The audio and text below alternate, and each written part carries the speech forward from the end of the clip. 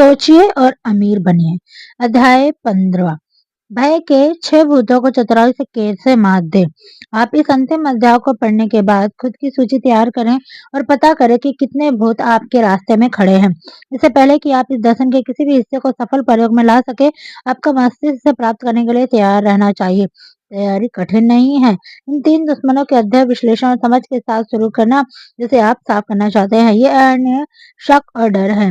जब ये 3 नकारात्मक उनमें से कोई भी एक आपके मस्तिष्क में रहता है, तो आपकी छठी इंद्रिय काम नहीं करेगी। इस अपवित्र तिकड़ी के सदस्य निकट से जुड़े हैं। जहाँ एक मिल जाता है, एक दूसरे को आस-पास होते हैं। अनिर्णय भय का अंकुर है। आप पढ़े और याद रखें। अनिर्णय संदेह के रूप में बदलता है। दोनों के मिश्रण से भय बन जाता है। स्वयं मिश्रण की प्रक्रिया अक्सर धीमी होती है। यही एक कारण है कि ये 3 दुश्मन बहुत खतरनाक होते हैं। वे आपकी उपस्थिति का पता करवाए बिना अंकुरित होते हैं और उग जाते हैं। इस अध्याय का विशेष भाग एक अंत का वर्णन है, जिसे दर्शन के व्यवहारिक प्रयोग से पहले पूर्ण रूप से प्राप्त किया जाना चाहिए। यह एक स्थिति का विश्लेषण करती है जिसके हाल ही में बहुत सारे लोगों को गरीबी में ला खड़ा किया है, और सच्चाई बताता है कि जिसे उन लोगों के संबंध से बाहर आना चाहिए जो दौलत इकट्ठा करते हैं, चाहे इसे पैसे के रूप में हो, पैसे की तुलना में कहीं अधिक मूल्य की मस्तिष्क की एकाग्रता में मापा जाए। इस अध्ययन का उद्देश्य भय के 6 बुनियादी कारण और इसका इलाज ध्यान केंद्रित करना है। इससे पहले कि हम एक दुश्मन पर महारत हासिल कर सके, इसे इसका नाम, इसकी आदतें और इस निवास का पता होना चाहिए। जब आप पढ़े, ध्यान से विश्लेषण करें, यदि कोई है, निर्धारित करें उन 6 में से कोई एक डर है जो आपसे जुड़ा हुआ है। इन सूक्ष्म दुश्मनों को आदतों में धोखा ना खाएं। कभी कभी ये अवचेतन मन में छिपे रहते हैं, जहाँ इसकी जगह पता लगाना कठिन और समाप्त करना और भी अधिक कठिन हो जाता है। 6 बुनियादी भय। 6 बुनियादी भय है जिसके रूप सहयोग के साथ हर इंसान कैसे न कैसे दुख उठाता है। ज्यादातर लोग इसे, यदि पूरे 6 में से कभी ग्रस्त नहीं रहते, तो भाग्यशाली होते हैं। इनमें सबसे आम उपस्थिति के क्रम में नामित इस प्रकार है: गरीबी का डर, आलोचना का डर, बीमार होने का डर, किसी के प्यार के खोने का डर, बुढ़ापे का डर, मौत का डर। अन्य सभी डर मामूली महत्व है। इनमें से 6 शीर्षकों के अंतर्गण में किया गया है। इन डरों का व्यापक दुनिया के लिए एक अभिशाप के चक्र में चलता है। लगभग 6 साल तक, जब अवसाद का समय था, हम गरीबी के डर से अटके रहे। विश्व युद्ध के दौरान हम मृत्यु के भय के चक्र में थे। युद्ध के तुरंत बाद बीमारी होने के डर के चक्र में थे, जैसा कि बीमारी महामारी के सबूत के रूप में दिखा, जो पूरी दुनिया में ही फैल गई थी। हर मानसिक अवस्था में से अधिक कुछ भी नहीं। मानसिक अवस्था नियंत्रण और नजर के अधीन होती है। हर कोई जानता है कि चिकित्सक का साधारण इंसान की तुलना में बीमारी होने की कम संभावना होती है। कारण यह है कि चिकित्सक को रोग का डर नहीं पता होता है। चिकित्सक बिना भय या किसी भी हिचकिचाहट और शारीरिक रूप से संक्रमण में हुए बिना प्रतिदिन उन सैकड़ों लोगों को संपर्क में आने के लिए जाने जाते हैं जो चेचक जैसे संक्रामक रोगों से ग्रसित होते हैं। बीमारी के विरुद्ध उनकी प्रतिरोधकता अकेले नहीं है, काफी हद तक भय के अपने पूर्ण अभाव के बनी रहती है। इंसान ऐसा कुछ भी नहीं बना सकता जिसके बारे में उससे पहले एक विचार का आवेग के रूप में ना सोचा हो। इस बयान के बाद और भी अधिक महत्व एक और आता है कि इंसान के विचार आवेग स्वयं को तुरंत उसके भौतिक समतुल्य में बदलना आरंभ कर देते हैं, चाहे वे बीमारी स्वेच्छा हो या फिर अनिच्छित।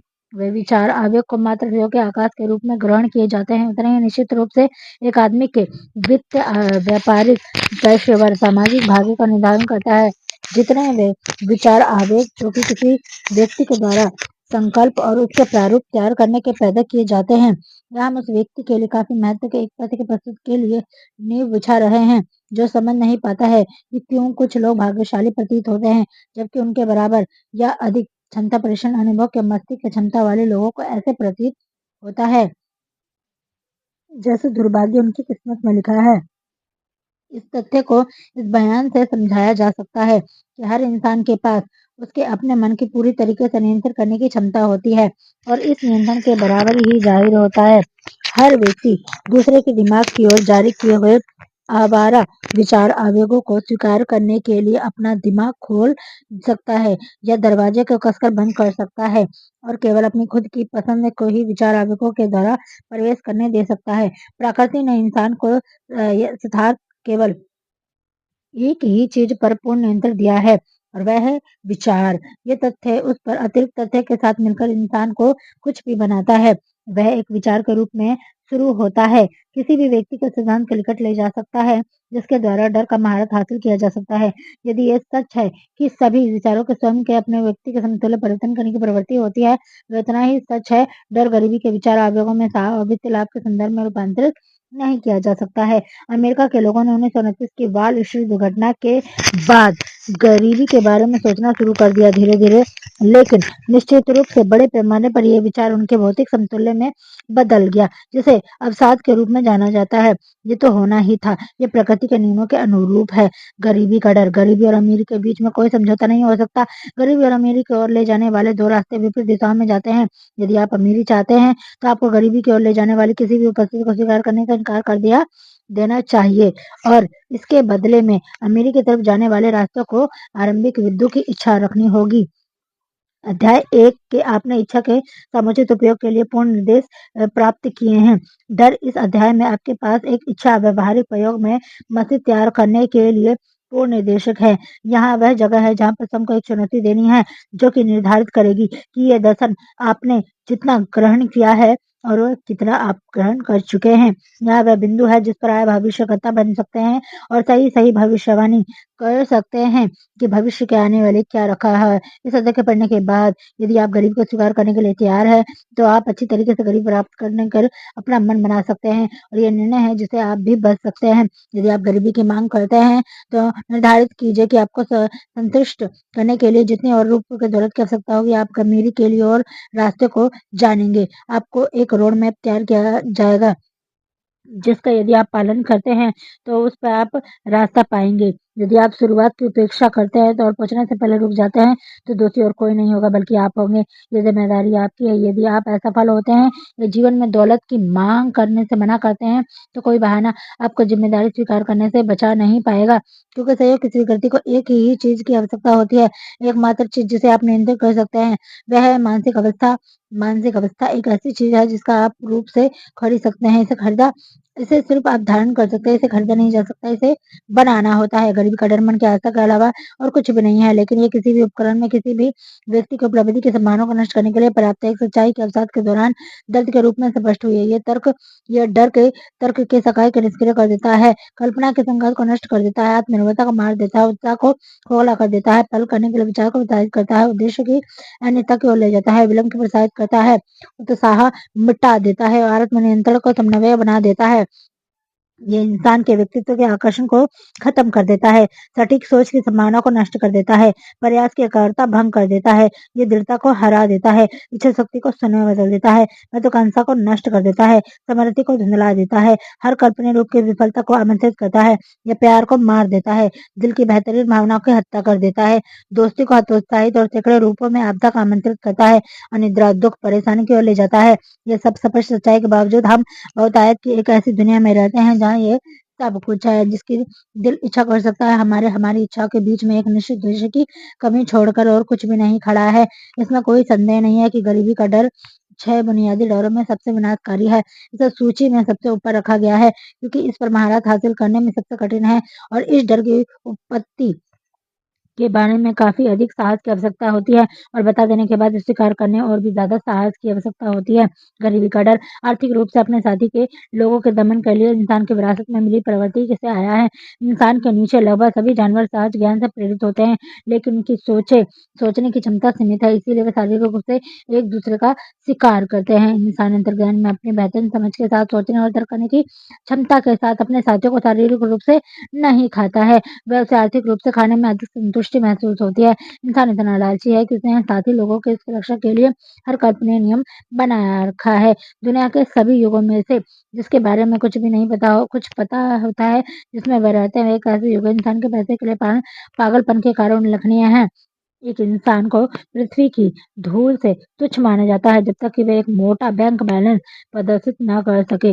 लेकिन यदि उसके पास पैसा है, तो ये बात छोड़ दीजिए कि उसे वह कैसे हासिल किया है। वह एक राजा है या महत्वपूर्ण व्यक्ति है, वह कानून से ऊपर है, वह राजनीति में राज करता है, व्यवसाय में हावी रहता है, और जब कहीं से भी गुजरता है सारी दुनिया उसके सम्मान में झुक जाती है। कोई भी चीज इंसान को इतना दुख और अपमान नहीं देती है जितना गरीबी।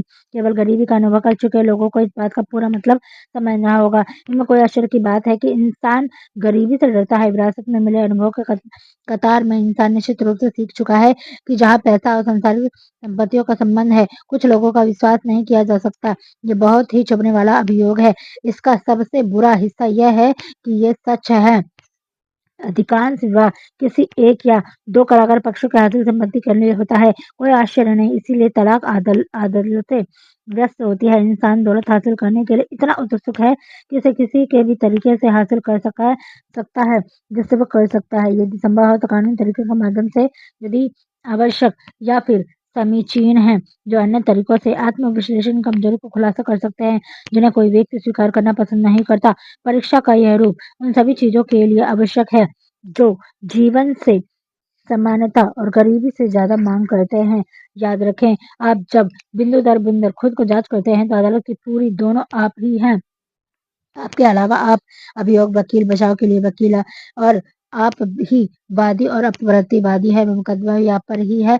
तथ्यों का सामना ईमानदारी से करें। अपने निश्चित प्रश्न पूछे और उनके सीधे जवाब मांगे। जब परीक्षा समाप्त होगी तो आपको आपके बारे में अधिक पता चल जाएगा। यदि आपको महसूस होता है कि आप इस स्वयं की परीक्षा के एक निष्पक्ष न्यायाधीश नहीं हो सकते हैं, तो आप अपने जिरह करते हुए न्यायाधीश के रूप में सेवा के लिए किसी भी व्यक्ति को भुला दीजिए जो आपको अच्छी तरीके से जानता है। आप सच्चाई की तलाश कर रहे हैं, इसे हासिल कर ले। किस लागत पर वो मिलती है, कोई फर्क नहीं पड़ता, भले ही अस्थायी रूप से आपको शर्मिंदा ही क्यों ना होना पड़े। यदि लोगों से पूछा जाए कि वह सबसे ज्यादा किससे डरते हैं, तो अधिकांश लोग का जवाब होगा, मैं किसी चीज से नहीं डरता हूँ। जवाब गलत है, क्योंकि कुछ लोग ही जानते हैं कि वे भय के रूप के आध्यात्मिक शारीरिक रूप से बंधे हुए हैं और बंधन का सामना किया हुआ बुरी तरीके से पिछड़े हुए हैं। डर की भावना इतनी सूक्ष्म और गहरी बैठी हुई है कि वे गरीबी उसकी उपस्थिति की कभी भी पहचाने बिना बोझ के साथ में गुजर सकती है। केवल एक साहसी विश्लेषण और सार्वभौमिक दुश्मन उपस्थिति का खुलासा करता है। जब आप इस तरह के विश्लेषण शुरू करते हैं तो आपके चरित्र की गहराई में खोज करेंगे और उन लक्षणों की एक सूची जिन्हें आप देख पाएंगे। गरीबी के डर के लक्षण। पहला, उदासीनता आमतौर पर महत्वाकांक्षा की कमी के माध्यम से व्यक्त की जाती है। गरीबी की सहन करने की इच्छा, विरोध के बिना जीवन के हर मुआवजे के पेशकश को स्वीकार करते रहना। मानसिक शारीरिक आलस्य, पहल कल्पना, उत्साह और आत्मनियंत्रण की कमी एंड निर्णय की कमी। दूसरों की मर्जी करने देने के लिए अनुमति देने की आदत। बाढ़ पर जाने और पानी। संदेह आमतौर पर विफलताओं को छिपाने के लिए, स्पष्टीकरण देने के लिए, माफी मांगने के लिए बनाए बहाने, टाल-मटोल के रवैये के द्वारा व्यक्त किया जाता है। कभी-कभी सफल लोगों के प्रति ईर्ष्या के रूप में उनकी आलोचना के द्वारा व्यक्त किया जाता है। चिंता आमतौर पर दूसरों की गलती निकालने के द्वारा व्यक्त की जाती है। आय से अधिक खर्च करने की प्रवृत्ति, व्यक्तिगत छवि की उपेक्षा, नाक भी सिकोड़ना, शराब पीने, कभी-कभी नशीले पदार्थ का उपयोग से असहम, घबराहट, चेष्टा, शिष्टता, आत्मचेतना और आत्मनिर्भरता की कमी। अति सावधानी सफल होने के साधन में ध्यान केंद्रित करने की बजाय संभावित विफलता के बारे में सोचते और बाहर करते हुए हर पति के नकारात्मक पक्ष देखने की आदत। विफलता की ओर जाने वाले सभी रास्तों को जानने के बावजूद असफलता से बचने किसी योजना की तलाश न करना। विचारों और योजनाओं को कार्य रूप देना शुरू करने के लिए सही समय की तब तक प्रतीक्षा करना जब तक प्रतीक्षा करना एक स्थायी आदत ना बन जाए। विफल रहे लोगों को याद रखना, सफल रहे लोगों को भूल जाना, डोसन में छेद रखना लेकिन डोटन अनदेखा करना, निराशावाद में अपच, कब्ज, सुस्ती, बदबूदार सांस और चिड़चिड़ाहट स्वभाव पैदा करना, टाल-मटोल, जो कार्य पिछले साल किया जाना चाहिए था उसे कल पर टाल देने की आदत, जितना समय कम करने की आदत लगाना चाहिए उतना टाल-मटोल बहाने के बहाने में लगाना चाहिए। ये लक्षण अति सावधानी, संदेह, चिंता के करीबी से जुड़ा है। जब भी इसे टाला जा सकता है, जिम्मेदारी स्वीकार करने से इनकार करना, कड़ी लड़ाई कर लड़ने के बजाय समझौता करने की इच्छा, कठिनाइयों को धारण करने से उन्नति की सीढ़ी के पत्थर के रूप में इसका इस्तेमाल करने के बजाय कठिनाइयों के साथ समझौता करना, समृद्धि, ऐश्वर्य, धन, संतोष, खुशी की मांग करने के बजाय एक एक पैसे के लिए जीवन के लिए सौदेबाजी करना, सभी पुलों को जलाकर वापसी के असंभव बनाने के बजाय ये योजना बनाना कि असफलता के बाद क्या करेंगे। कमजोरी है क्या? अक्सर आत्मविश्वास की पूर्ण कमी, उद्देश्य की निश्चितता, आत्म नियंत्रण, पहल, उत्साह, महत्वाकांक्षा, कायदी ठोस तर्क के क्षमता की अक्सर पूर्ण कमी और कमजोरी। अमीरी की मांग के बजाय गरीबी की उम्मीद करना, अमीरी की मांग और उसे प्राप्त करने वाले के लोगों के संबंध में तलाश करने के बजाय गरीबी को स्वीकार करने वाले लोगों के साथ संबंध रखना पैसा बोलता है। कुछ लोग पूछेंगे, आपने पैसा के बारे में किताब क्यों लिखी, अमीर के डॉलर में ही क्यों लिखी?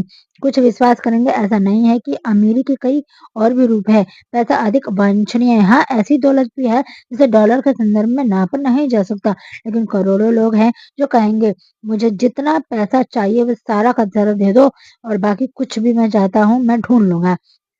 दौलत को कैसे हासिल किया जाए, इस विषय की किताब लिखने का मुख्य कारण यह तथ्य है कि हाल ही में दुनिया एक ऐसे अनुभव से गुजरा हूँ जिसने करोड़ों पुरुषों और महिला को गरीबी के डर के लकवाग्रस्त बना दिया है। इस तरह का डर किसी के साथ क्या करता है, ये बहुत अच्छी तरीके से न्यूयॉर्क के वर्ल्ड टेलीग्राम के अर्थात बुस्ट ब्रुज पैगलर द्वारा वर्णित किया गया था।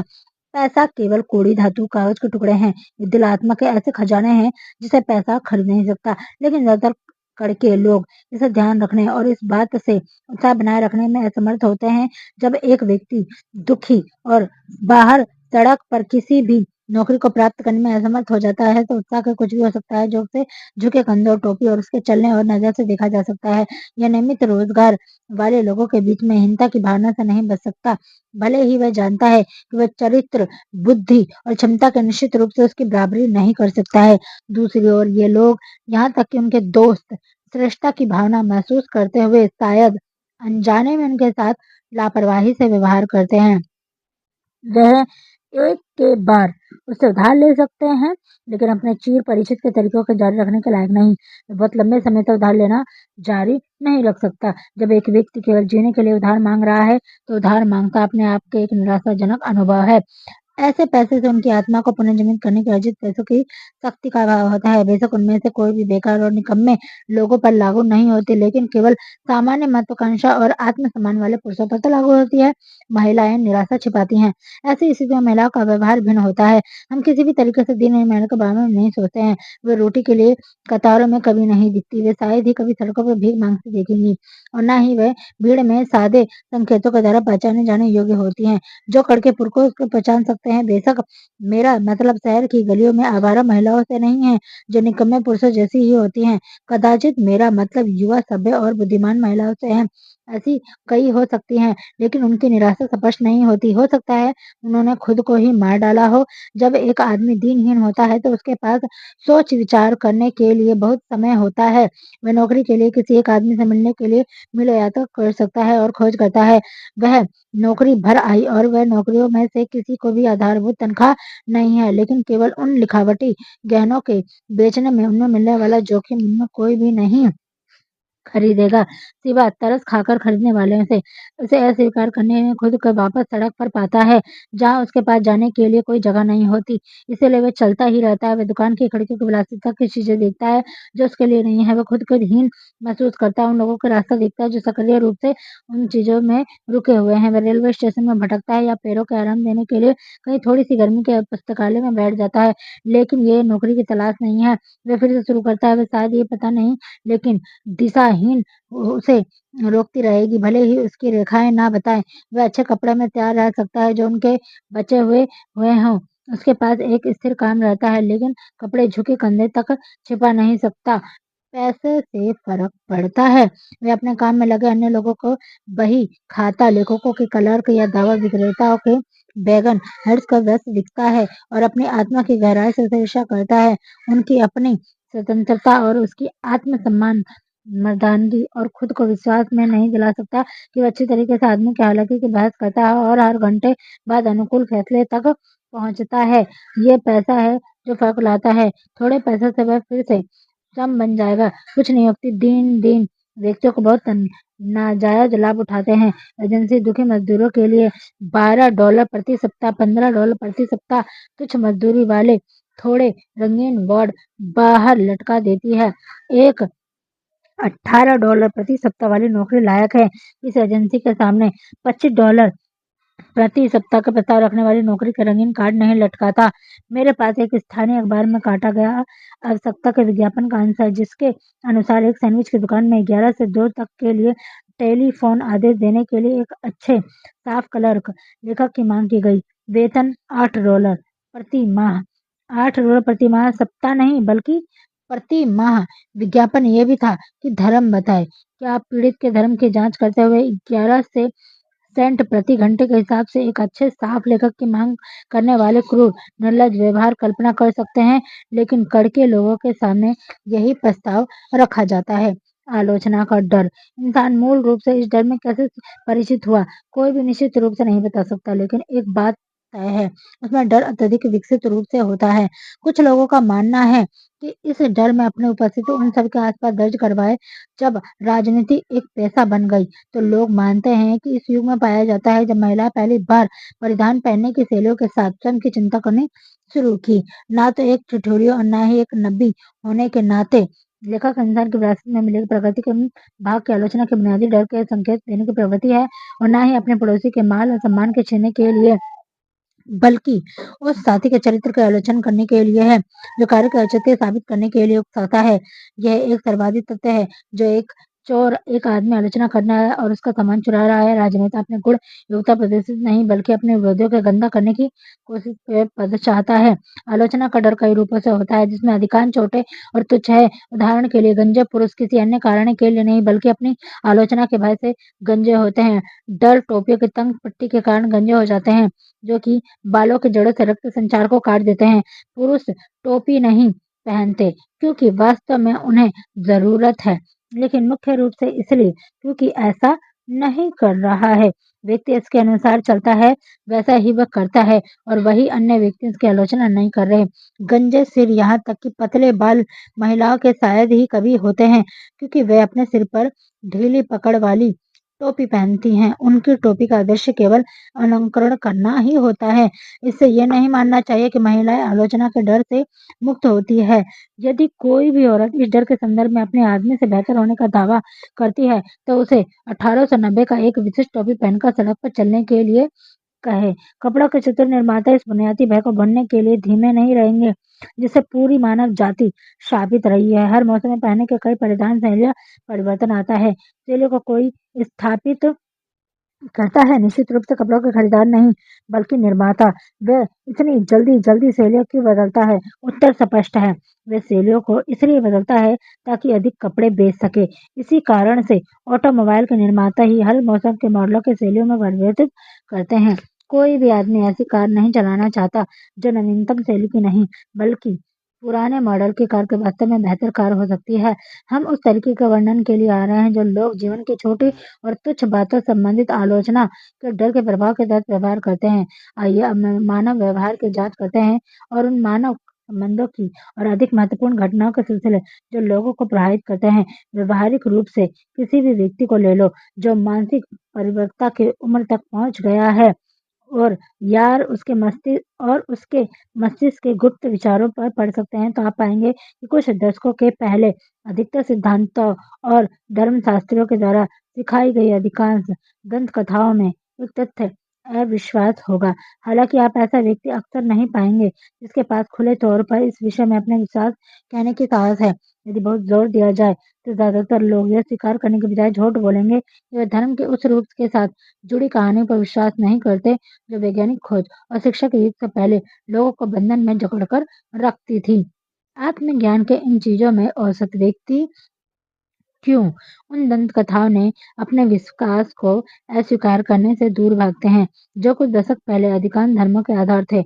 जवाब है आलोचना के डर से। पुरुषों और महिलाओं को भूतों के अविश्वास व्यक्त के शासन साहस के निंदा और जला दिया गया था। इसमें कोई आश्चर्य नहीं है, हमें एक चेतना विरासत में मिली है जो हमसे आलोचना का भय पैदा करती है। अतीत में बहुत पहले नहीं, एक समय था जब आलोचना का गंभीर दंड होता था। कुछ देशों में अभी भी होता है। आलोचना का डर व्यक्ति के पहल बनने की शक्ति को लूट लेता है और उसकी कल्पना की शक्ति को नष्ट कर देता है, उसके व्यक्तिगत सीमित करता है और उसकी आत्मनिर्भरता को दूर करता है। सो अन्य तरीकों से उसका नुकसान करता है। माता पिता अक्सर आलोचना से अपने बच्चों का पूर्ण चोट पहुंचाते हैं। मेरे लड़कपन के दोस्त की माँ लगभग रोज उसे दंडित करने के लिए एक स्विच का इस्तेमाल करती थी और सजा पूरा करने के लिए कहती थी, तुम 20 साल की उम्र से पहले ही जेल जाओगे। ये 70 साल की उम्र से एक बार सुधार गृह में भेज गया था। आलोचना सेवा का एक रूप जो हर किसी के पास बहुत ज्यादा है, हर किसी के पास इतना बहुत स्टॉक है जिसे निःशुल्क सौंप दिया जाता है, चाहे कोई भी मांग करे या फिर नहीं। इंसान के निकटतम रिश्तेदार अक्सर सबसे खराब होते हैं। अनावश्यक आलोचना के माध्यम से एक बच्चे के मन में हीन परिश्रम के निर्माण करने के लिए किसी भी माता पिता के इस कृत्य को एक अपराध के रूप में मान्यता दी जानी चाहिए। प्रकृति को समझने वाले नियोक्ता लोगों के सर्वश्रेष्ठ कार्य और आलोचना से नहीं बल्कि रचनात्मक सुझाव करवाते हैं। माता पिता अपने बच्चों के साथ ऐसा परिणाम हासिल कर सकते हैं। आलोचना मानव हृदय के असंतोष और भय रोपित करती है, लेकिन प्यार या स्नेह के निर्माण ही नहीं। आलोचना के डर के लक्षण। यह डर लगभग उतना ही सार्वभौमिक है जितना गरीबी का डर। इसके प्रभाव में व्यक्तिगत उपलब्धि के बिल्कुल उतने ही घातक है जिसका मुख्य कारण है। यह डर पहल की शक्ति को नष्ट कर देता है और कल्पना के उपयोग को बेहतरीन करता है। डर के प्रमुख लक्षण आत्मचेतना आमतौर पर बातचीत की घबराहट, डर के माध्यम से अजनबियों से मिलने, हाथ मिलाने, पैर की अजीब गतिविधियां, नजरें चुराना आदि व्यक्त किया जाता है। संतुलन की कमी, आवाज के नियंत्रण में कमी, दूसरों को प्रस्तुत घबराहट, शरीर का खराब मुद्रा, कमजोर स्मृति माध्यम व्यक्त करना, व्यक्तित्व निर्णय दृढ़ता, व्यक्तिगत आकर्षण, राय व्यक्त करने की क्षमता, कमी मजमू का सामना करने के बजाय उनकी चिंता किया, दूसरों की राय और सावधानी की जांच किए बिना उनके सहमत हो जाना। हीन भावना, निंदा की भावना को छुपाने के लिए एक साधन के रूप में स्वयं के शब्दों के द्वारा से सही व्यक्त करने की आदत और दूसरों को प्रभावित करने के लिए बड़े शब्दों का प्रयोग करना, पोषक भाषण, शिष्टाचार, किसी भी नकल करना, काल्पनिक विरोधी की घमंड, ये कभी कभी चेष्टा का भाव के साथ एहसास करा देती है।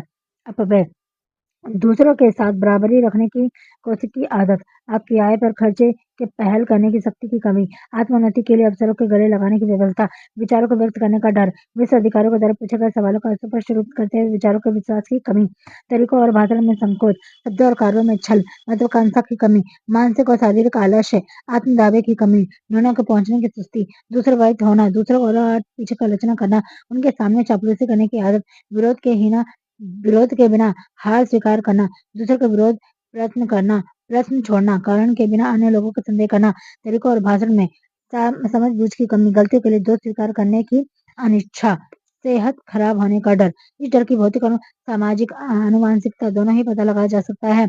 अपने मूल रूप से बुढ़ापे का डर और मृत्यु के डर के कारणों के साथ करीब से जुड़ा हुआ है, क्योंकि वह शक्ति एक ऐसी भयानक शक्ति दुनिया है जो कि सीमा के निकट ले जाती है, जिसे इंसान नहीं जानता, लेकिन इसके विषय में डरा देने की कहानियां सिखाई गई है। यह राय भी सामान्य स्वास्थ्य बेचने के कारोबार में लगे हुए अनैतिक लोगों के बीमारी के डर को जिंदा रखना है। मुख्य रूप से इंसान खराब सेहत से उन भयानक तस्वीरों के कारण ही डरता है जो मस्तिष्क के रोपित की गई है। मौत आ जाए तो क्या हो सकता है, वह इसलिए भी डरता है इसके पश्चात आर्थिक क्षति भी तो होगी। एक सम्मानित चिकित्सक का अनुमान है कि पेशेवर सेवा के चिकित्सकों को मिलने वाले सभी लोगों में से 75 हाइपोन्ड्रो से पीड़ित हैं। इसे बहुत ही विश्वोपयोगी ढंग से दिखाया गया है। बीमारी का डर, यहाँ तक कि जहाँ भय का थोड़ा सा भी कारण नहीं है, वहाँ भी अक्सर उन भय की बीमारी के शारीरिक लक्षण उपलब्ध दिखाई देते हैं। मानव मन शक्तिशाली और प्रबल है, या वह बनाता है या नष्ट करता है। बीमारी स्वास्थ्य के डर की आम कमजोरी लाभ उठाकर पेटेंट दवा के तस्करों को बहुत अधिक दौलत बनाई है। विश्वासशील मानवता के रूप में 20 साल से पहले इतना प्रचलित हो गया कि कार्लियस साप्ताहिक पत्रिका में पेटेंट दवा के कारोबार में सबसे खराब अपराधियों में से कुछ खिलाफ एक कटु अभियान चलाया। महामारी फ्लू के दौरान, जो विश्व युद्ध के दौरान अचानक छिड़ गई थी, न्यूयॉर्क शहर के मेयर ने उस क्षति की जांच करने के लिए कठोर कदम उठाए। जो लोग खराब सेहत में अपने निहित भय के माध्यम से श्रम को पहुंचा रहे थे, उनके अखबार के किसी भी डराने वाली सुर्खियों के प्रकाशित न करने के लिए कहना आवश्यक लगता है। जब तक आप मेरे साथ सहयोग नहीं देते हैं, हम ऐसी स्थिति को नहीं कर पाएंगे जो हम नियंत्रित नहीं कर सकते। समाचार पत्रों में फ्लू के बारे में कहानियों का प्रदर्शन छोड़ दिया गया और एक माह के भीतर महामारी सफलतापूर्वक रोक लगा दी गई।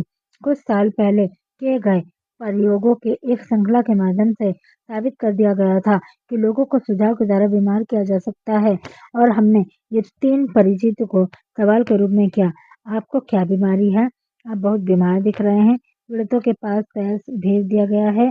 पूछने वाले पहले व्यक्ति के सवाल में पीड़ित आमतौर पर एक मुस्कुराहट और उदासी के लिए उकसाया और पीड़ित कहा, ओह कुछ भी नहीं, मैं ठीक हूँ। दूसरों को आम बताने के लिए तौर पर ये बयान दिया जाता है।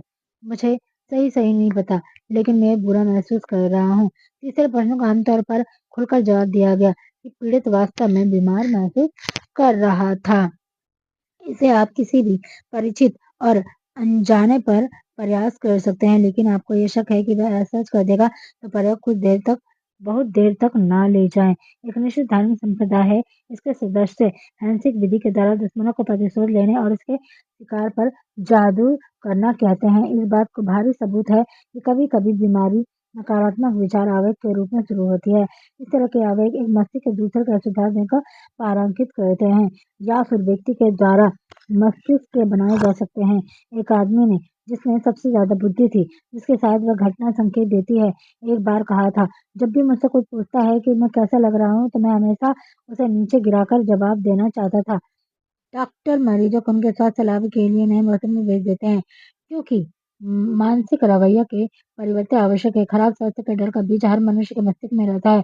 प्यार और व्यापार के मामलों में भय, उदासी, चिंता, निराशा इन बीज के उगने और विकसित होने के कारण बनते हैं। हाल ही में व्यापार अवसर ने डॉक्टर को भाग दौड़ में रखा, क्योंकि नकारात्मक सोच का हर रूप खराब स्वास्थ्य के कारण हो सकता है। व्यवसाय, प्यार में निराशा, खराब स्वास्थ्य का डर के कारण सूची सबसे ऊपर मिलेगी।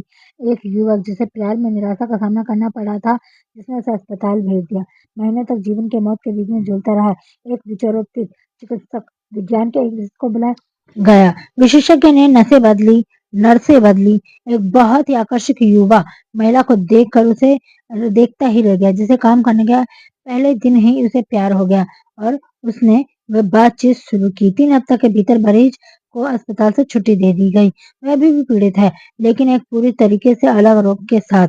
उसे फिर से प्यार हो गया। उपाय एक धोखा था, लेकिन मरीज और नर्स के बाद में शादी कर ली। दोनों इस लेखक के समय से भी अच्छे स्वास्थ्य में हैं। खराब स्वास्थ्य के डर के लक्षण, ये लगभग सार्वभौमिक डर के लक्षण हैं।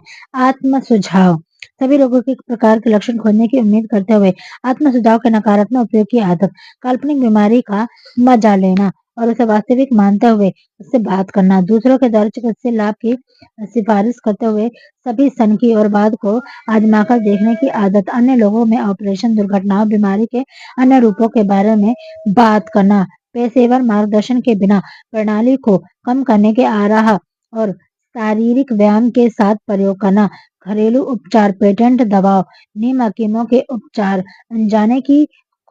आजमाने की कोशिश करना और बीमारी के मस्तिष्क का ध्यान केंद्रित करके बीमार की बात करना, जब तक कोई तांत्रिक विकार न आ जाए, जब तक उनकी उपस्थिति को उम्मीद करने की आदत। बोतलों में आने वाली कुछ भी हालत का इलाज नहीं कर सकता। यह नकारात्मक सोच के द्वारा लाया जाता है और इसे और कुछ भी नहीं बल्कि नकारात्मक सोच के द्वारा सकारात्मक सोच के इलाज से प्रभावित कर सकते हैं। हाइपोन्ड्रिया के बीच में कहा जाता है कि समय-समय पर किसी वास्तविक बीमारी का डर में काफ़ी ज़्यादा नुकसान पहुँचा सकती है। अधिकांश स्नायु तंत्र के मामले में तथाकथित काल्पनिक बीमारी से ही आते हैं। व्यायाम, बीमार स्वास्थ्य का डर अक्सर समुचित शारीरिक व्यायाम के साथ हस्तक्षेप करता है। बाहरी जीवन से बचने का एक कारण बनते हुए अधिक वजन के परिणाम के रूप में सामने आता है। संवेदनशीलता, बीमार स्वास्थ्य का डर प्रकृति की शरीर की प्रतिरोधक क्षमता को तोड़ देता है और ऐसी अनुकूल स्थिति पैदा करता है जिसमें व्यक्ति बीमारी के किसी भी रूप में संपर्क में आता है, बीमार हो सकता है। बीमार स्वास्थ्य का डर अक्सर गरीबी के डर से संबंधित है, विशेष रूप से हाइपोन्ड्रिया के मामले में, जो लगातार डॉक्टर के बिल, अस्पताल का बिल आदि का भुगतान करने के लिए संभावना के बारे में चिंतन में रहता है। इस तरह की व्यक्ति बीमारी की तैयारी के मौत के बारे में बात, कब्रिस्तान और दफन के खर्च आदि के लिए पैसे को बचत करने के बारे में सोचकर बहुत ही खर्च करता है। क्रम में लाड प्यार, प्रलोभन के रूप में काल्पनिक बीमारी का उपयोग कर सहानुभूति के रूप में प्रयास करने की आदत, साधारण आलस्य या महत्वाकांक्षा की कमी को छिपाने के लिए एक बीमारी के रूप में बहाना करने की आदत, असहनशील दर्द, नसों के दर्द जैसी सर दर्द करने के लिए कारण मिटाने के बजाय शराब या नशीले पदार्थों का उपयोग करने की आदत, बीमारी के बारे में पढ़ने और उसे पीड़ित किए जाने की संभावना को चिन्हित करने की आदत, पेटेंट दवा के विज्ञापन पढ़ने की आदत, प्यार के खोने का डर। इस निहित भय के मूल स्रोत का विवरण की जरूरत नहीं, क्योंकि यह स्पष्ट है कि वह सभी साथी के सहकारी से चुराने और उसके साथ मौका मिलने की सूचना देने के अपनी आदत के चलते आदमी को बहुविवाहित आदत के कारण विकसित होना, ईर्ष्या और इसी प्रकार के अन्य पागलपन किसी भी प्यार को खोने के इंसान के विरासत में मिले डर से उपजे हैं। ये डर सभी 6 बुनियादी डरों में सबसे दर्दनाक है, क्योंकि वे अक्सर स्थायी पागलपन की ओर ले जाते हैं। इसीलिए शायद किसी अन्य बुनियादी के डर की तुलना में शरीर और मस्तिष्क पर और अधिक कहर ढाता है। प्यार के खोने का डर शायद पाषाण युग से ही आरंभ हो गया, जब पुरुष पशु बल के द्वारा महिला को चुरा लिया करता था। उनका महिला को चोरी करना जारी है, लेकिन उनकी तकनीक बदल गई है। बल के बजाय अब वो सुंदर कपड़े, मोटर कारों और बाधा अन्य चारों के द्वारा शारीरिक बल के द्वारा भी प्रभावी होते हैं, उपयोग करते हैं और मनुष्य की आदत बिल्कुल वैसी ही है जैसे सभ्यता के आरंभ में थी, लेकिन उसे अलग-अलग तरीके से व्यक्त करता है। सावधानी से किए गए विश्लेषण में दिखाया गया है कि महिलाएं पुरुषों की तुलना में इस डर के लिए अति संवेदनशील होती हैं। इस सत्य को आसानी से समझाया गया है। महिलाओं के अनुभव से सीखा है कि पुरुष स्वभाव से बहुविवाही है, इसीलिए उन्हें प्रतिद्वंदियों के हाथों छोड़ने पर भरोसा नहीं किया जा सकता। प्यार के खोने के डर के लक्षण। इस डर में प्रमुख लक्षण इस प्रकार है। ईर्ष्या, पर्याप्त आधार के तर्कसंगत प्रमाण बिना मित्रों और परिजनों के संदेह करने का वादा, आधार के बिना पत्नी या पति के बेवफाई पर आरोपी लगाने की आदत, हर किसी पर संदेह, किसी के पूर्ण विश्वास नहीं होना। दूसरा, गलत योजना, थोड़ी सी उत्तेजना और किसी भी अन्य कारण से बिना दोस्त रिश्तेदार व्यापार के सहयोग के परियोजना की गलती निकालने की आदत। जुआ, प्यार खरीदा जा सकता है विश्वास के साथ परियोजना के धन को उपलब्ध कराने के लिए। जुए, धोखेधड़ी, अन्य खतरनाक जोखिम लेने की आदत, एक अनुकूल दिखावे उद्देश्य से परियोजना को उपहार प्रदान करने की आदत, अपने साधकों से अधिक खर्च करने की आदत। अनिद्रा, घबराहट, दृढ़ता की कमी, इच्छा शक्ति की कमजोरी, आत्मनियंत्रण की कमी, आत्मनियंत्रण की कमी। बुरा स्वास्थ्य, बुढ़ापे का डर, मुख्य रूप से ये डर 2 स्रोतों से पैदा होता है। सबसे पहले ये विचार कि वृद्धावस्था में आपके साथ गरीबी ला सकती है। दूसरा, सबसे आम स्रोत में कई अति अतीत की झूठी और कुरीति शिक्षाएं, जैसे नर्क की आग, चालाकी के डर के माध्यम से आदमी को गुलाम बनाने के लिए रची गई अन्य डरावनी चीजों के साथ बहुत अच्छी तरीके से मिलाया गया है। बुढ़ापे के बुनियादी डर से आदमी के पास इस डर के 2 बहुत ही ठोस कारण हैं। एक, अपने साथी लोगों को एहसास उनकी उन सभी सांसारिक चीजों को छीन सकते हैं, उसके अधिकारी। और दूसरी, दूरी दुनिया के भयानक कष्टों को उपलब्ध होने वाली, जिससे उसके मस्तिष्क में सामाजिक आनुवंशिकता के माध्यम से उसके अपने मस्तिष्क पर पूरा अधिकार लेने से प्रभावित किया जा सकता है। खराब स्वास्थ्य की संभावना, जो बढ़ती उम्र के साथ लोगों को अधिक आम होती जा रही है, वे भी आम डर की योजना करने वाला कारण है। कामुकता से बुढ़ापे के कारण प्रवेश करती है, क्योंकि कोई भी आदमी अपने सेक्स से आकर्षण के कम होने के विचार को पसंद नहीं करता है। बुढ़ापे के डर का सबसे आम कारण गरीबी की संभावना के साथ जुड़ा हुआ है। वृद्धाश्रम एक सुंदर शब्द नहीं है, वह हर व्यक्ति मस की उदासी फैला देती है, जिसमें घटते वर्षों को उसकी वृद्धावस्था के बाद में संभावना दिखती है। बुढ़ापे के डर एक और योगदान देने वाला कारण, स्वतंत्रता और स्वतंत्रता की हानि की संभावना, क्योंकि बुढ़ापे के द्वारा शारीरिक आर्थिक दोनों तरह की स्वतंत्रता कमी लाने की संभावना होती है। बुढ़ापे के डर के लक्षण। इस डर के सबसे आम लक्षण है 40 उम्र के आसपास, जब मानसिक परिपक्वता उम्र होती है, तो झूठा विश्वास करते हुए उम्र के कारण वह फिसलता है। धीमा होने और एक हीन भावना विकसित करने की प्रवृत्ति। इसके लिए ज्ञान समझ के एक उम्र तक पहुंचने की कृतज्ञ होने और नियम उल्टने के बजाय खेद सूचक ढंग से स्वयं को अधिक उम्र के बारे में केवल इस कारण से बात करने की आदत आज 40 या 50 तक की उम्र तक पहुंच गए हैं। इस गलतफहमी से खुद को अधिक बूढ़ा समझकर इन गुणों का प्रयोग न करने के कारण पहल, कल्पना, आत्मनिर्भरता की हत्या की आदत। 40 वर्ष की महिला या पुरुष को युवा के व्यवहार को प्रभावित करने के लिए अपनी उम्र से छोटा दिखने की कोशिश के द्वारा कपड़े पहनने की आदत, जिससे मित्रों और अजनबियों के दोनों को बहस करने की प्रेरणा मिलती है। मृत्यु का डर, कुछ लोगों के लिए ये बुनियादी डरों में से अधिक क्रूर होता है। कारण है कि अधिकांश मामलों में मृत्यु के विचार के डर के भावनाओं के कारण उनके धार्मिक कठोरता सीधे आरोप किए जा सकते हैं। फिर इसके द्वारा किए गए तथाकथित मूर्ति पूजन अधिक सभी लोगों की तुलना में मृत्यु से कम डर पड़ते हैं। इंसान करोड़ों सालों में से एक अनोखा सवाल पूछता आ रहा है, कहाँ से और कहाँ पर? मैं कहाँ से आया हूँ, मैं कहाँ जा रहा हूँ? अतीत के काली युग के दौरान अधिक चालाक और धूर्त लोग एक मूल्य के इन सभी सवालों के जवाब देने के लिए धीमे नहीं थे। अब गवाह मृत्यु के भय को प्रेरित का प्रमुख उत्साह है और इसका प्रमुख स्रोत भी। सांप्रदायिक का एक नेता चिल्लाता है, मेरे तम्बू में आ जाओ, मेरे सिद्धांत को स्वीकार करो। मैं तुम्हें एक टिकट दूंगा, तुम्हारे मरने के बाद तुम्हें सीधा स्वर्ग में प्रवेश करा दिया जाएगा। वही नेता कहता है, यदि तुम तम्बू के बाहर रहते हो तो शैतान तुम्हें ले जाएगा और अंतकाल तक तुम्हें आग में जलाएगा। अंतकाल एक लंबा समय है। आग एक घायक भयानक बात है। आग में जलने के कारण धन के विचार न केवल मृत्युकरण का कारण बनता है, बल्कि इंसान के तर्क संगीत को भी खो देने का कारण भी बनता है। ये जीवन में रुचि को नष्ट कर देता है और खुशी की संभावना असंभव कर देता है।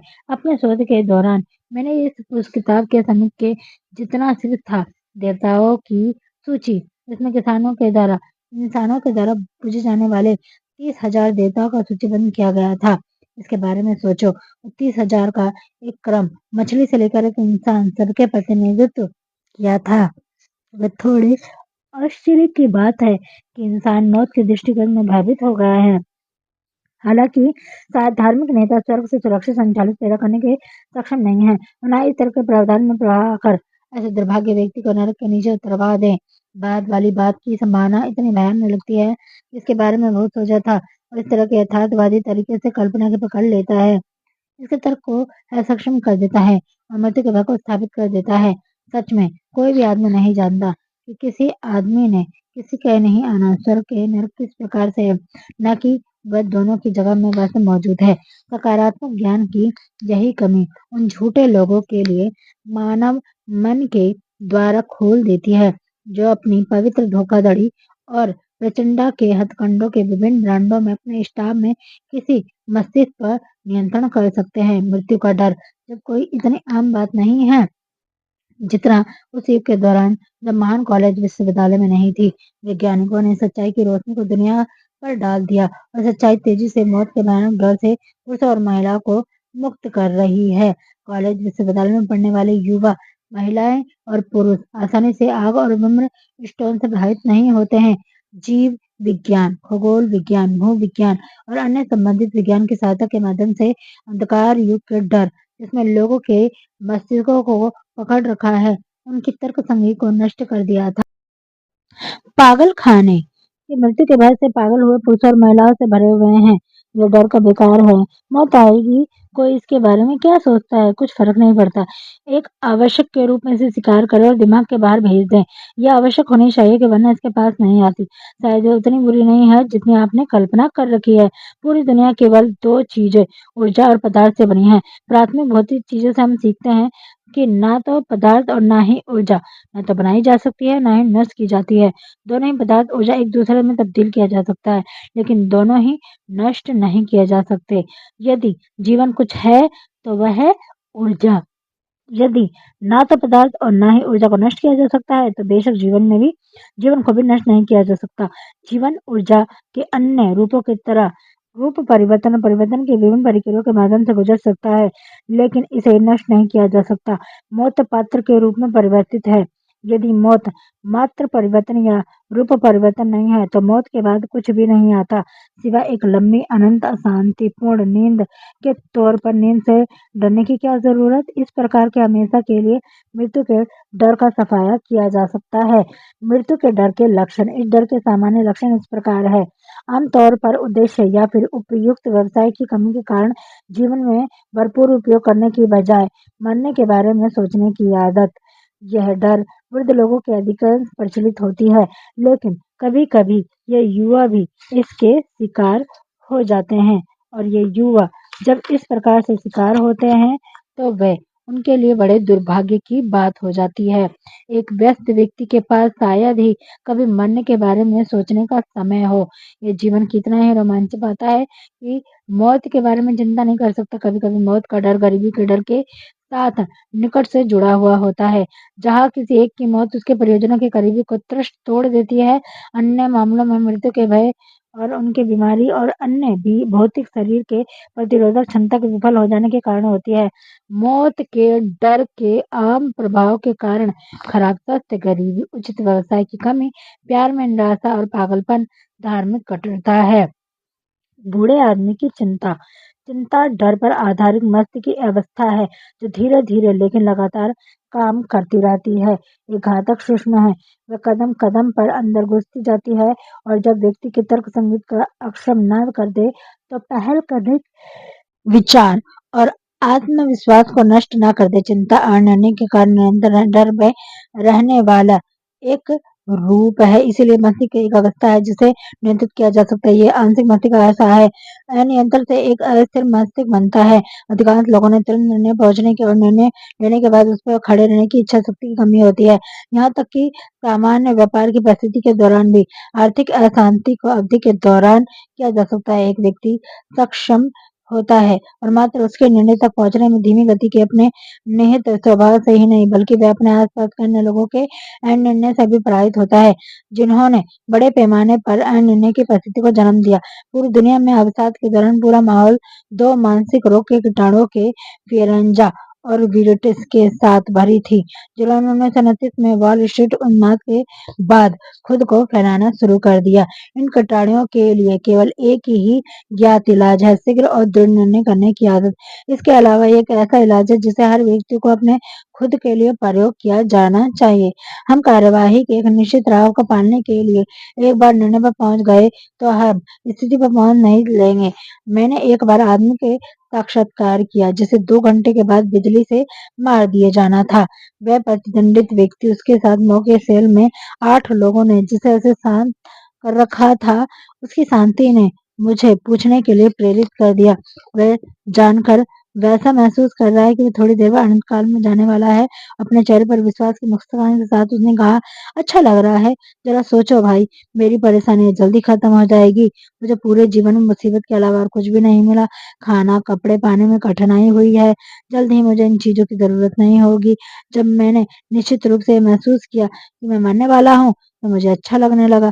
अच्छी भावना से मुझे भाग्य को स्वीकार करने के लिए मैं अपना मन बना लिया। वह जैसे ही वह बोला, उसके पास लाए गए 3 लोगों के पर्याप्त भोजन की जल्दी जल्दी खा लिया और हर निवाले में स्पष्ट रूप से ऐसा आनंद लेते हुए जैसे ऐसे कोई बुरी घटना होने वाली ही नहीं है। मैंने उस आदमी के अपने भाग्य को स्वीकार करने की शिक्षा दी। निर्णय भी अवांछनीय परिस्थिति को स्वीकार करने से रोक लेती है। निर्णय के माध्यम से 6 बुनियादी डर चिंता के रूप में परिवर्तित हो सकते हैं। एक अनिवार्य घटना के रूप में मौत को स्वीकार करने के एक निर्णय पर पहुंचकर हमेशा के लिए मौत के डर और अपने आप को मुक्त कर देता है। आप चिंता के बिना जितना ही धन जमा कर सकते हैं, उसे पाने के निर्णय पर पहुंचने के द्वारा गरीबी के डर को पछाड़ दें। अन्य लोगों को क्या लगता है, वे क्या कहते हैं, क्या करते हैं, इसके बारे में चिंता करने के लिए निर्णय पर आलोचना के डर, गर्दन पर अपना पैर रख दे। बुढ़ापे के डर को एक बाधा के रूप में नहीं बल्कि एक महान वरदान के रूप में स्वीकार करने के लिए निर्णय पर पहुंचकर इसे खत्म करे जो अपने साथ ज्ञान, आत्मनिर्णय और समझ के युवाओं की नहीं है। लक्षण भूल जाने के निर्णय से बीमार स्वास्थ्य के खुद के डर से मुक्त करे। यदि आवश्यक हो तो प्यार के बिना आगे बढ़ने के लिए एक निर्णय से पहुंचने में प्यार के नुकसान के डर पर महारत हासिल कर ले। सभी रूपों में चिंता करने की आदत को मार डालने का एक व्यापक निर्णय ले और जीवन के द्वारा कुछ ऐसा प्रस्तुत किया जाता है जिसका मूल्य चिंता अपने चुकाया गया है। इस निर्णय के साथ संतुलन, मन की शांति, विचार की शांति ही आएगी जो खुशी लाएगी। एक मनुष्य जिसका मन भय से भरा होता है न केवल बुद्धिपूर्ण कार्यवाही में अपने स्वयं को अवसरों को नष्ट कर देता है बल्कि अपने मन में उठने वाली सभी विनाशकारी कंपनों को वो बन पाता है जो उसके संपर्क में आती है और अवसादों को भी वो नष्ट कर देता है। एक कुत्ता या फिर घोड़ा भी जानता है कि कब उसके मालिक में साहस की कमी होती है। इसके अलावा एक कुत्ता, एक घोड़ा अपने मालिक के द्वारा फेंके गए डर के द्वारा ग्रहण कर लेता है और उन्हीं के अनुसार व्यवहार करता है।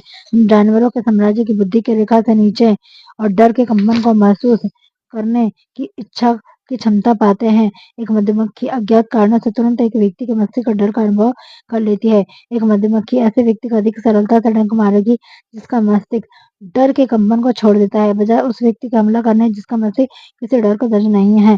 डर के कंपन में एक मस्तिष्क दूसरे उतना ही तेजी से और निश्चित रूप से पहुंचता है जितनी आवश्यक एक प्रसाद केंद्र में एक रेडियो सेट पर पहुंचती है, और इसे स्वयं के माध्यम से मानसिक दूर संवेदन एक वास्तविकता है। विचार स्वेच्छा से एक मस्तिष्क से दूसरे तक पहुंच जाते हैं, चाहे वह तथ्य विचारों को जारी करने वाला व्यक्ति या उन विचारों के द्वारा प्राप्त करने वाला जानता हो या फिर नहीं। जो व्यक्ति नकारात्मक अविनाशकारी विचारों को मौखिक रूप से अभिव्यक्ति देता है, व्यवहारिक रूप से निश्चित तौर पर उस विनाशकारी शब्दों के परिणामों का वापस अनुभव करता है। अकेले विनाशकारी विचार आवेगों के शब्दों की सहायता के बिना एक से अधिक तरीकों में एक प्रतिक्रिया पैदा करता है। सबसे पहले और शायद याद रखने के लिए सबसे महत्वपूर्ण है, एक विनाशकारी प्रवृत्ति के विचार के जारी रखने वाले व्यक्ति को इसे अवश्य ही रचनात्मक कल्पना के सकाय के तोड़ने के कारण नुकसान को भुगतना होगा। दूसरा, किसी भी विनाशकारी मस्तिष्क में नकारात्मक भावना की उपस्थिति से एक सकारात्मक विचार को विकसित करना है। जो लोग विरोध करते हैं वह अक्सर अनुरोध में बदल देते हैं, और फिर उस व्यक्ति को नुकसान का तीसरा स्रोत जो नकारात्मक मंजरों से जारी रखता है एक महत्वपूर्ण तथ्य में निहित है। विचार आवेग केवल दूसरों के लिए हानिकारक नहीं, बल्कि उन्हें जारी करने वाले व्यक्ति के अचेतन मन में खुद को पैदा कर देता है, उनके चरित्र का हिस्सा बन जाते हैं। इंसान विचारों के मात्र पाठ करने के लिए कभी भी समाप्त नहीं कर पाता है। जब एक विचार जारी किया जाता है तो आकाश के माध्यम से हर दिशा में फैलता है, लेकिन इसे जारी करने वाला व्यक्ति अवचेतन मन के स्थायी रूप से खुद को भी स्थापित कर लेता है। जीवन में आपका व्यापार संबंध सफलता को प्राप्त करने के लिए है, सफल होने के लिए है। आपके मन की शांति ढूंढनी होगी, जीवन की भौतिक आवश्यकताओं को प्राप्त करना होगा, सबसे ऊपर सुख प्राप्त करना होगा। सफलता के सभी सबूतों के विचार आवेग के रूप में शुरू हो गए। आप अपने मस्तिष्क का नियंत्रण कर सकते हैं।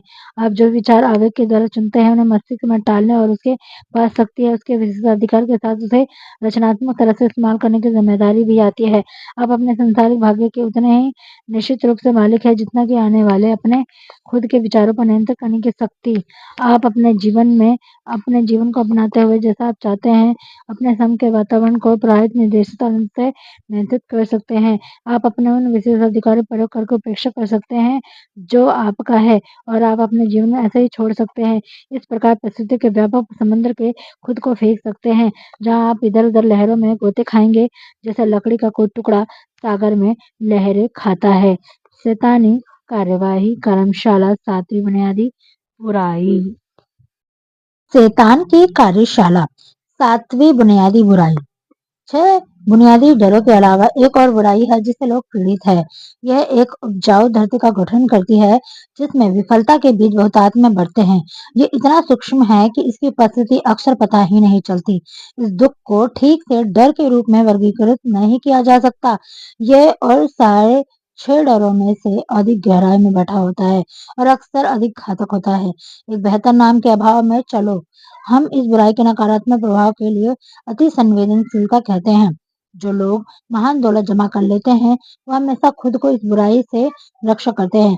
गरीबी से पीड़ित लोग कभी भी ऐसा नहीं करते। वे लोग जो किसी व्यवसाय में सफल होते हैं उन्हें इस बुराई का विरोध करने के लिए अपने मस्तिष्क को तैयार करना होगा। यदि आप दौलत इकट्ठी करने के उद्देश्य से इस दर्शन में पढ़ रहे हैं तो ये निर्धारित करने के लिए आपको बहुत ही सावधानी से ये जांच करनी चाहिए कि कहीं आप नकारात्मक प्रभाव के प्रति अति संवेदनशील तो नहीं है। यदि आप इस आत्मविश्लेषण की उपेक्षा करते हो तो आप अपनी इच्छाओं की वस्तु को पाने के लिए अपने अधिकार को खो बैठोगे। खोजी ढंग से विश्लेषण करें। आप इस आत्मविश्लेषण के लिए तैयार कदमों को पढ़ने के बाद अपने जवाबों में खुद को सही तरीके से जिम्मेदार ठहराएं। कार्य को उतनी ही सावधानी से करें जैसे आप अपनी घात में बैठे हुए अपने शत्रु को खोजते, और अपनी कमियों के साथ वैसा ही व्यवहार करें जैसा आप अधिक मूर्त शत्रु के साथ करते हैं। आप राजमार्ग लुटेरों से खुद को आसानी से रक्षा कर सकते हैं क्योंकि कानून आपके फायदे के लिए गठित सहयोग उपलब्ध करवाता है। लेकिन 7वीं बुनियादी बुराई पर महारत हासिल करना अधिक कठिन है, क्योंकि ये हम पर हमला करती है। जब आप अपनी उपस्थिति के अनुभवी होते हैं, चाहे आप सोए हो या फिर आप जगे हुए हो। इसके अलावा इसका हथियार अमूर्त है, क्योंकि इसमें मात्र मस्ती की अवस्था ही शामिल है। ये बुराई इसलिए भी खतरनाक है, क्योंकि ये उतने ही रूपों में हमला करती है जितना मानव अनुभव के रूप में होते हैं। कभी कभी ये अपने रिश्तेदारों को अच्छे मतलब से कहे गए शब्दों के माध्यम से भी मस्ती में प्रवेश करती है, और अन्य समय में ये अपने अपने मस्ती कार्रवाई के माध्यम से भीतर से बढ़ती जाती है। हालांकि ये उतनी जल्दी नहीं मार सकती, फिर भी ये हमेशा उतनी ही घातक होती है जितना कि जहर। नकारात्मक प्रभाव के विरुद्ध स्वयं को कैसे सुरक्षित रखा जाए? नकारात्मक प्रभाव के खिलाफ, चाहे आपने स्वयं के बनाए हुए हो या फिर आसपास के नकारात्मक लोगों की गतिविधियों के परिणाम हो, अपने आप को बचाने के लिए पहचाने कि आपके पास एक इच्छा शक्ति है। इसका तब तक निरंतर प्रयोग करें जब तक कि आपके मस्तिष्क में प्रतिरोधक क्षमता की एक दीवार ना हो। इस तथ्य को पहचाने कि आप और दूसरे इंसान प्रकृति से आलसी, उदासी और इन सभी सुझाव के प्रति अति संवेदनशील भाव के होते हैं, जो आपकी कमजोरी की तरह होते हैं। पहचाने कि आप प्रकृति के सभी 6 बुनियादी डरों के प्रति अति संवेदनशील स्वभाव के होते हैं। इन सभी डरों के विरुद्ध प्रतिक्रिया करने का उद्देश्य की आदत निर्धारित करें। पहचाने कि नकारात्मक प्रभाव में आकर आप अक्सर अपने अचेतन के माध्यम से अपने आप को काम करवाते हैं, इसीलिए इसका पता लगाना कठिन है। और आप अपने मस्तिष्क में ऐसे लोगों के खिलाफ बंद कर लें जो किसी भी तरीके से आपको उदास या हतोत्साहित करते हैं। अपनी दवा की पेटी को खाली रखें, गोली के सभी बोतलें फेंक दें, जुकाम, दर्द, पीड़ा, काल्पनिक बीमारी को बढ़ावा देना बंद कर दें। जानबूझकर ऐसे लोगों के साथ की तलाश करें जो अपने आप बारे में अच्छे सोचते हैं, अच्छे कार्य के लिए प्रेरित करते हैं। मुसीबतों की उम्मीद ना करें, क्योंकि उनकी निराशा न केवल की प्रवृत्ति होती है, किसी भी संदेह के बिना सभी मनुष्यों की सबसे आम कमजोरी अपने मस्तिष्क को दूसरे लोगों के नकारात्मक प्रभाव के लिए खुला खुला छोड़ने की आदत। ये कमजोरी और अधिक हानिकारक है, क्योंकि अधिकांश लोग इसे पहचान नहीं पाते कि वे इससे पीड़ित हैं, और बहुत से इन्हें जिसे पता होता है वो इस बुराई को ठीक ठाक करने से इनकार ही कर देते हैं। तो इसकी तब तक उपेक्षा करते हैं जब तक वे उनकी दैनिक आदतों को अनियंत्रित हिस्सा में ना बन जाए। उन लोगों की सहायता के लिए जो खुद को वैसा देखना चाहते हैं जैसे वे वास्तव में हैं, निम्नलिखित प्रश्नों की सूची तैयार करें और प्रश्न पढ़ें। अपने जवाब जोर से पढ़ें ताकि आप अपनी खुद की आवाज सुन सके। यह आपको खुद से सच्चा होना आसान कर देगा। आत्म-विश्लेषण परीक्षण प्रश्न। पहला, क्या आप अक्सर बुरे अनुभव की शिकायत करते हैं? यदि ऐसा है, तो क्या कारण है? क्या आप थोड़ी-सी उत्तेजना पर अन्य लोगों की गलती निकालते हैं? दूसरा, क्या आप अपने काम में अक्सर गलती करते हैं? यदि हाँ, तो क्यों? आप अपनी बातचीत में व्यंग और आक्रामक रहते हैं? तीसरा, क्या आप जानबूझकर किसी के साथ से बचते हैं? यदि हाँ, तो क्यों? क्या आप अक्सर अपच से पीड़ित रहते हैं? यदि हाँ, तो क्या कारण है? चौथा, क्या आपको अक्सर जीवन व्यर्थ और भविष्य निराशाजनक लगता है? यदि हाँ, तो क्यों? क्या आप अपने व्यवसाय को पसंद करते हैं? यदि नहीं, तो क्यों? पाँचवाँ, क्या आपको अक्सर आत्मदया महसूस होती है? यदि ऐसा है तो क्यों? क्या उससे जलते हैं जो आपसे बढ़कर हैं? छठा, क्या असफलता और सफलता के बारे में सोचते हुए किसी भी चीज के सबसे अधिक समय समर्पित करते हैं? उम्र बढ़ने के साथ साथ आप आत्मविश्वास खो रहे हैं या पा रहे हैं? सातवां, क्या आप गलतियों से कुछ मूल्यवान सीखते हैं? आठवां, क्या आप किसी रिश्तेदार या परिचित को चिंताग्रस्त करने की अनुमति दे रहे हैं? यदि हाँ, तो क्यों? नौवां, क्या आप कभी-कभी बादलों में और अन्य समय में निराशा की गहराइयों में होते हैं? नौवां, क्या आप पर सबसे अधिक प्रेरणादायक प्रभाव किसका है? कारण क्या है? क्या आप इस नकारात्मक हतोत्साहित प्रदर्शनों को बर्दाश्त करते हैं जिनसे आप बच सकते हैं? क्या आप अपने व्यक्तिगत रूप रंग के प्रति लापरवाह हैं? यदि हाँ, तो कब और क्यों? 10वां, क्या आपने व्यस्त होने के द्वारा अपनी परेशानी दबाना सीखा है कि आप उनसे नाराज ना हो सके? 11वां, यदि आपने दूसरों को अपने बारे में सोचने की अनुमति दी है, तो क्या आप खुद को ऋणहीन, कमजोर व्यक्ति कहेंगे? 12वां, क्या आप तब तक आंतरिक स्नान का अपेक्षा करते हैं जब तक कि स्व नशा आपकी विरोधी या क्रोधी और चिड़चिड़ा नहीं बना देती है? कितनी रोकी जा सकने वाली परेशानियां आपको नाराज करती है और आप उन्हें क्यों सहते हैं? क्या आप अपने तंत्रिकाओं को शांत करने के लिए शराब, नशीले पदार्थ या सिगरेट का सहारा लेते हैं? यदि हाँ, तो इसके बजाय इच्छा शक्ति की कोशिश क्यों नहीं करते? क्या आपको कोई तंग करता है? यदि हाँ, तो किस कारण से? क्या आपका एक निश्चित प्रमुख उद्देश्य है? यदि हाँ, तो क्या है? और इसे प्राप्त करने के लिए क्या योजना है आपकी? क्या आप 6 बुनियादी डरों में से किसी एक से पीड़ित हैं? यदि हाँ, तो किससे? क्या आपके पास कोई तरीका है जिसके द्वारा आप दूसरों के नकारात्मक प्रभाव से खुद को बचा सकते हैं? क्या आप अपने मस्तिष्क को सकारात्मक बनाने के लिए जानबूझकर आत्म सुझाव का प्रयोग करते हैं? आप किसे सबसे अधिक महत्व देते हैं?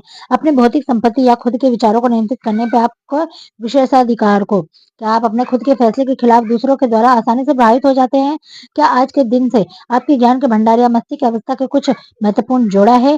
क्या आप उन परिस्थितियों का सामना करना उचित रूप से समझते हैं जो आपको दुखी करते हैं या उसके जिम्मेदार से कतराकर बचते हैं? क्या आप अपनी सभी गलतियों और असफलताओं का विश्लेषण करके उनके लाभ उठाने की कोशिश करते हैं या इस रवैये को अपनाते हैं कि यह आपका कर्तव्य नहीं है? क्या आप अपनी 3 सबसे खतरनाक कमजोरियों के नाम बता सकते हैं? आप उन्हें दूर करने के लिए क्या कर रहे हैं? क्या आप अन्य लोगों को इस बात के लिए तो प्रोत्साहित करते हैं कि वे आपके सहानुभूति के लिए अपनी चिंताएँ लेकर आएँ? क्या आप अपने दैनिक अनुभव के सबक लेते हैं या प्रभाव को चुनते हैं जो आपके व्यक्तिगत उन्नति में सहायता करें? क्या आपकी उपस्थिति का एक नियम इस तरह के अन्य लोगों पर एक नकारात्मक प्रभाव डालता है? और दूसरे लोगों को कौन-सी आदत है जो आपको चिढ़ाती है?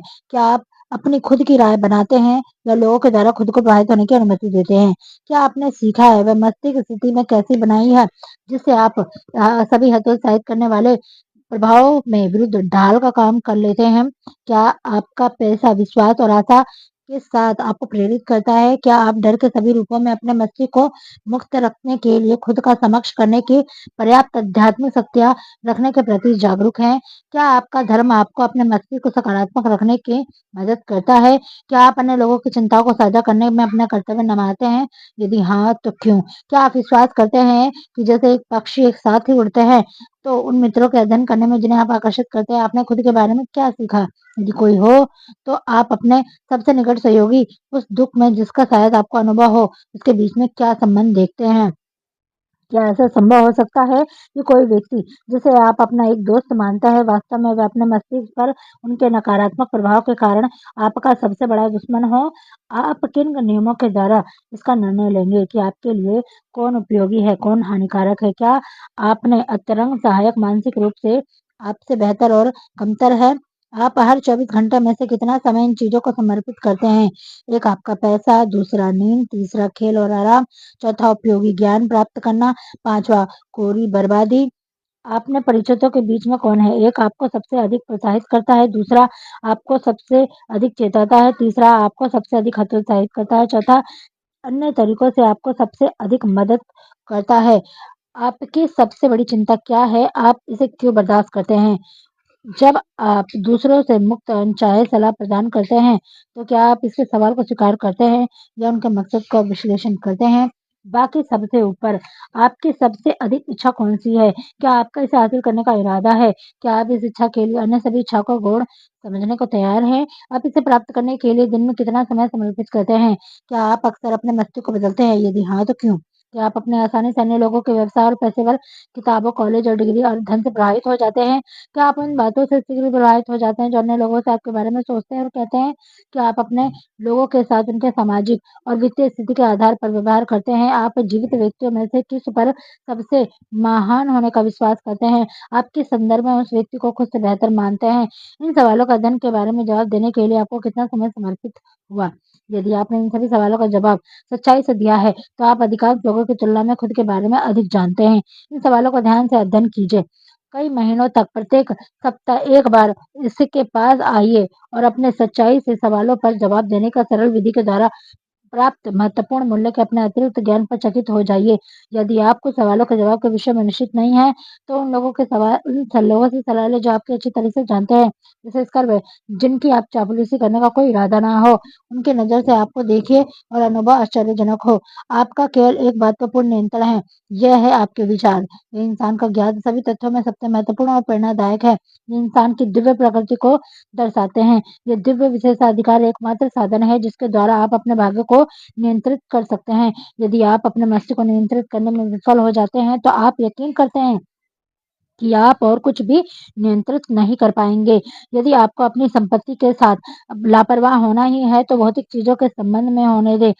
आपका मस्तिष्क आपकी आध्यात्मिक संपत्ति है और इतने ध्यान से इसकी रक्षा उपयोग करे जिसकी यह दिव्य संपदा हकदार है। इस उद्देश्य के लिए आपको इच्छा शक्ति दी गई है। दुर्भाग्य से उन लोगों के खिलाफ कोई कानूनी संरक्षण नहीं है जो या तो जानकर या फिर अनजाने में नकारात्मक सुझाव से दूसरों के मस्तिष्कों में जहर भरते हैं। विनाश के इस रूप में भारी कानून दंड की सजा होनी चाहिए क्योंकि यह कानून के द्वारा संरक्षित भौतिक चीजों को प्राप्त करने के इस मानव को नष्ट करता है और अक्सर करता भी है। नकारात्मक मस्तिष्क वाले लोगों में थॉमस एडिसन को समझाने की कोशिश की थी कि वह एक ऐसी मशीन की उत्पत्ति नहीं कर सकता जो मानव आवाज को रिकॉर्ड और उसका निर्माण करेगी। उन्होंने कहा क्योंकि आज तक किसी ने ऐसी कोई मशीन नहीं बनाई। एडिसन ने इन पर विश्वास नहीं किया। वह जानता था कि मस्तिष्क पर सब कुछ पैदा कर सकता है और जिसकी कल्पना और विश्वास करता है ज्ञान ही था जिसे महान एडिसन को आम लोगों के समूह से ऊपर उठा दिया। नकारात्मक मस्तिष्क के लोगों के FW बुलवर्थ को बुलवाया। वह 5 और 10 सेंट की बिक्री में दुकान चलाने की कोशिश में दिवालिया हो जाएगा। उसने इसका विश्वास नहीं किया। वह जानता था कि यदि वह विश्वास में अपनी योजना का समर्थन करे तो तर्क के भीतर कुछ भी कर सकता है। दूसरे लोगों के नकारात्मक सुझाव को अपने मस्तिष्क के बाहर रखने और अपने अधिकार का उपयोग करने और उसमें $100 मिलियन से अधिक की दौलत को ढेर लगा दिया। नकारात्मक मानसिकता वाले लोगों ने जॉर्ज वाशिंगटन को बताया कि वह अंग्रेजों की काफी बेहतर ताकतों के खिलाफ जीत की उम्मीद नहीं कर सकता, लेकिन उसने विश्वास करने में दिव्य अधिकार को प्राप्त किया। इसीलिए इस पुस्तक को अमेरिका के राष्ट्रीय ध्वज की सुरक्षा के तहत प्रकाशित किया गया था, जबकि लॉर्ड कार्नवालिस का जवाब का नाम सब कुछ है पर भुला दिया गया। शक्की लोग अज्ञानपूर्वक तिरस्कार करते हैं। जब हेनरी फोर्ड ने कुदरती तौर पर बनी पहली कार को डेट्रॉयट को सड़कों पर आजमाया तो कुछ लोगों ने कहा ये कभी व्यवहारिक नहीं बन पाएगी। दूसरा ने कभी भी इस तरीके के एक जुगाड़ के लिए पैसे का भुगतान नहीं करेगा। फोर्ड ने कहा मैं भरोसेमंद मोटर कारों के साथ पृथ्वी को पाट दूंगा और उन्होंने ऐसा ही किया। अपने ही फैसले पर विश्वास करने के फैसले से पहले अधिक दौलत का ढेर लगा चुका है जितनी उनकी आने वाली 5 पीढ़ियां खर्च कर सकती है। विशाल दौलत चाहने वाले लोग अपने लाभ के लिए याद रखें कि हेनरी फोर्ड और उसके काम करने वाले 100 से अधिक पुरुषों के बीच में व्यवहारिक रूप से एकमात्र अंतर यह है कि फोर्ड के पास मस्तिष्क था, उनके पास उस पर नियंत्रण था। अन्य लोगों के पास मस्तिष्क तो होता है लेकिन नियंत्रण करने की कोशिश कभी नहीं करते। हेनरी फोर्ड का बार बार उल्लेख किया गया है क्योंकि वह इस बात का एक अद्भुत उदाहरण है कि अपने मस्तिष्क वाला और उस पर नियंत्रण करने की इच्छा रखने वाला व्यक्ति क्या करता है। उसके रिकॉर्ड में से घिसे पिटे बहाने कि उसे मौका नहीं मिला और नींव भी नहीं हिली। फोर्ड को भी नहीं मिला लेकिन उन्होंने एक मौका पैदा किया। इसका दृढ़ता से उन्होंने समर्थन किया जब तक कि वह अमीर से भी अमीर नहीं बन गए। मस्तिष्क पर नियंत्रण आत्म सुधार की आदत का परिणाम है या आप मस्तिष्क पर इस पर अनुशासन आदत का परिणाम है या तो मस्तिष्क पर नियंत्रण स्थापित करते हैं या फिर आप पर नियंत्रण करता है आपका मस्तिष्क। कोई भी आधा-अधूरा समझौता नहीं होता। मस्तिष्क को नियंत्रण करने का सभी तरीकों में सबसे व्यवहारिक तरीका किसी निश्चित योजना के द्वारा समर्थित एक निश्चित उद्देश्य से इसे व्यस्त करने की आदत है। किसी भी उल्लेखनीय सफलता प्राप्त करने वाले आदमी के रिकॉर्ड का अध्ययन करें। आप निरीक्षण करेंगे कि वह अपने मस्तिष्क पर नियंत्रण करता है। इसके अलावा मस्तिष्क निश्चित उद्देश्यों को प्राप्त करता है और नियंत्रण अनुशासित करता है। इस पर नियंत्रण के बिना सफलता संभव ही नहीं है। केवल नाम के बूढ़े आदमी द्वारा बनाए गए 57 प्रसिद्ध बहाने जो लोग सफल नहीं होते उनमें आमतौर पर एक खास विशेषता होती है। उन्हें विफलता के सभी कारणों का पता होता है। वे उपलब्धि के अपनी कमी का स्पष्टीकरण के लिए बस ठोस बहाने बनाते हैं। इन बहानों में से कुछ चालाक होते हैं, उनमें से कुछ तथ्यों को तर्कसंगत भी होते हैं, लेकिन बहानों को पैसे के लिए इस्तेमाल नहीं किया जा सकता। दुनिया केवल एक ही बात जानती है, क्या आपने सफलता हासिल कर ली है। एक चरित्र विश्लेषण से सबसे अधिक इस्तेमाल किए जाने वाले बहानों की सूची तैयार की। जब आप सूची पढ़ें तो ध्यान से अपने आप को भी देखें। निर्धारण करें क्या यदि कोई है जिसमें कितने बहाने हैं, क्या आप भी वही करते हैं? यदि आपको इसमें यह आप याद रखें कि इस पुस्तक में प्रस्तुत दर्शन में से हर एक बहाने को मिटा सकता है। यदि मेरे पास पत्नी परिवार ना होता, यदि मेरे पास काफी शक्ति होती, यदि मेरे पास पैसा होता, यदि मेरे पास अच्छी शिक्षा होती, यदि मुझे एक नौकरी मिल पाती, यदि मेरा स्वास्थ्य अच्छा होता, यदि मेरे पास समय होता, यदि समय बेहतर होता, यदि अन्य लोग मुझे समझ पाते, यदि मेरे पास आसपास की परिस्थिति भिन्न होती, यदि मैं अपना जीवन एक बार फिर से जी पाता, यदि मुझे इस बात का डर नहीं होता कि वे क्या कहेंगे, यदि मुझे इस पर मौका दिया गया होता, यदि मेरे पास अब एक मौका होता, यदि अन्य लोगों ने मुझे इस पर हानि नहीं पहुँचाई होती, यदि मुझे कोई रोका नहीं होता, यदि मैं युवा होता, यदि मैं सिर्फ वो कर पाता, यदि मैं चाहता हूँ, यदि मैं अमीर पैदा होता, यदि मैं सही लोगों से मिल पाता, यदि मुझसे वो प्रतिभा होती, तो कुछ लोग के पास होता, यदि मैं हिम्मत करने पे अपने आप पर दावा कर पाता, यदि मैंने केवल अतीत के सुनहरे अवसरों को गले लगा लिया होता, यदि लोगों ने मेरी इस संवेदनाओं को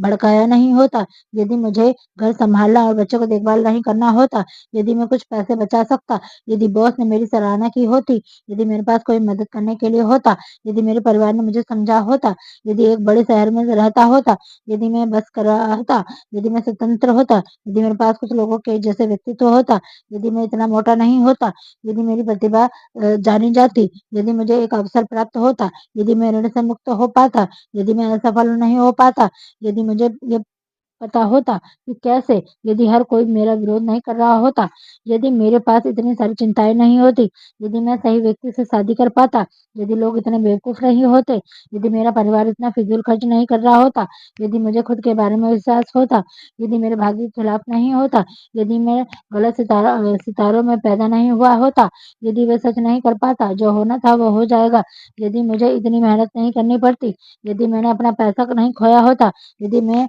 अलग पड़ोसी से पड़ोस में रहता, यदि मेरा अतीत नहीं होता, यदि मेरे पास खुद का व्यवसाय होता, यदि अन्य लोग मेरी बात को सिर्फ सुन लेते, यदि उन सभी से सबसे मैं बड़ा होता, अपने आप को वास्तविक रूप में देखने का साहस करना होता और मैं खोज कर पाता और मेरे साथ क्या गलत है और सही कर पाता, तो शायद मेरे पास गलतियों के लाभ उठाने और दूसरों के अनुभव में कुछ सीखने का मौका हो सकता, क्योंकि मुझे पता है कि मेरे साथ कुछ बड़ा है, गड़बड़ है, या मैंने अपनी कमजोरियों का विश्लेषण करने के अधिक और छुपाने के कम समय बताया है, तो ये नहीं होता जहाँ अब मैं हूँ। विफलता के स्पष्टीकरण की व्याख्या करने के लिए बहाने बनाना एक राष्ट्रीय सगल है।